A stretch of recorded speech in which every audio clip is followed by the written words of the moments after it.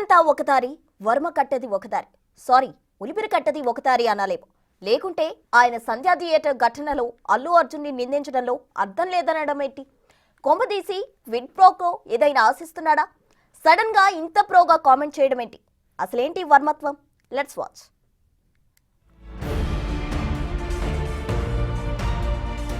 Varma sir నమస్తే. నేను మీ రాముయిజం follow అయ్యేవాడిని. కానీ సార్, ఏంటి సార్ మీ పైత్యం? సంధ్యా థియేటర్ ఘటనకు అల్లు అర్జున్కి సంబంధం లేదా? ఏం మాట్లాడుతున్నారు సార్ మీరు? బాధ్యత ఉండక్కర్లేదా? ఇది సోషల్ మీడియాలో వర్మ ఎక్స్పోస్ట్ పై వెల్లువెత్తుతున్న తీవ్ర వ్యతిరేకత.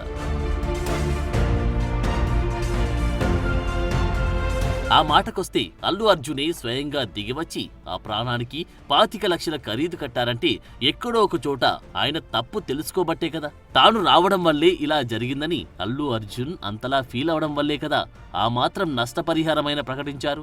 ఇవేవి మీ పోస్టుకు పట్టవా వర్మ సార్? అయినా చేతిలో సెల్ ఫోన్ ఉంది, దాంట్లో ఎక్స్ అకౌంట్ ఉంది అంటూ టపటపలాడిస్తే సరిపోతుందా సార్ అంటూ దుమ్మెత్తి పోస్తున్నారు నెటిజన్లు.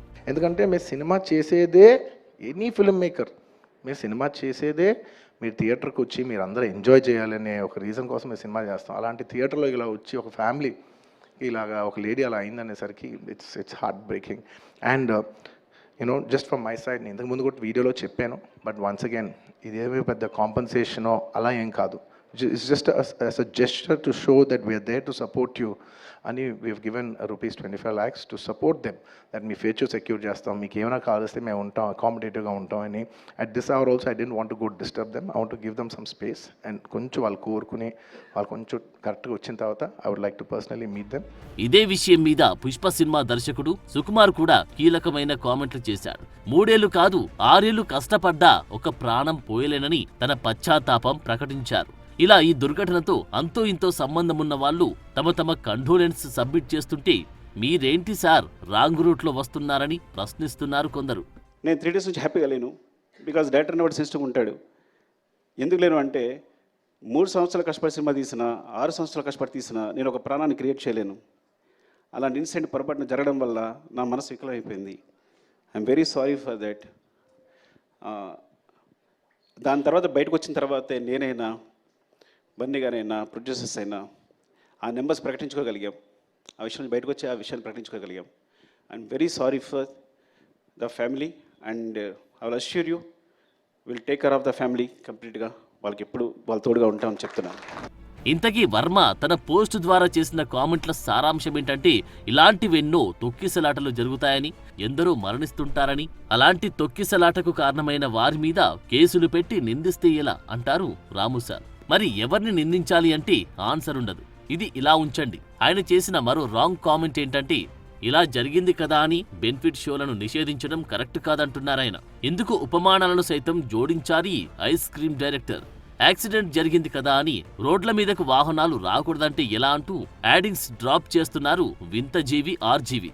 మరి పోలీసులు పెట్టిన కేసులన్నీ ఊరకే ఉబసుపోక పెట్టినవంటారా రాముజీ? మీరు ఉదహరించిన యాక్సిడెంట్ల విషయానికి వస్తే మరి ప్రమాదానికి కారకులైన వాహనాలపైన, డ్రైవర్ పైన కేసు పెట్టకూడదంటారా? మీరేమంటున్నారు? అసలు అర్థం కావడం లేదని వాపోవడం పోలీసుల వంతవుతుంది. మీరు కూడా బాలీవుడ్లోనే ఉంటారు. రంగీలా, సత్య, సర్కార్ రేంజ్ మూవీస్ డైరెక్ట్ చేసిన అనుభవజ్ఞులు. అక్కడ సల్మాన్ ఖాన్ కృష్ణ జింకల కేసు, హిట్ అండ్ రన్ కేసుల వ్యవహారం మీకు తెలిసే ఉంటుంది. మరి ఆ కేసులను కూడా మాఫీ చేయించలేకపోయారా అంటూ కౌంటర్లిస్తున్నారు ఈ పోస్ట్ చూసిన వారు. ఏది ఏమైనా ఈ వర్మ పిచ్చి, పైత్యం, పరాకష్టకు చేరిందని తిడుతున్నారు ఒక్కొక్కరు. ఒకవేళ వర్మ స్పందించాల్సి ఉంటే తన వంతుగా ఆ బాధిత కుటుంబానికి ఏదైనా సాయం చేస్తానని ప్రకటించాలి కానీ ఇలా టేక్ ఇట్ ఫర్ గ్రాంటెడ్ లాంటి కామెంట్లు చేయడమేంటి? మీరిలాంటి తొక్కిసలాట మరణాలను జనరలైజ్ చేస్తూ పోవడం వల్ల మరిన్ని దుర్ఘటనలు నమోదైతే పరిస్థితి ఏంటి? వీటికి ఎవరు బాధ్యులు అన్న ప్రశ్నకు ఆస్కారం ఏర్పడుతుంది. మరి చూడాలి వర్మ సార్ ఇకనైనా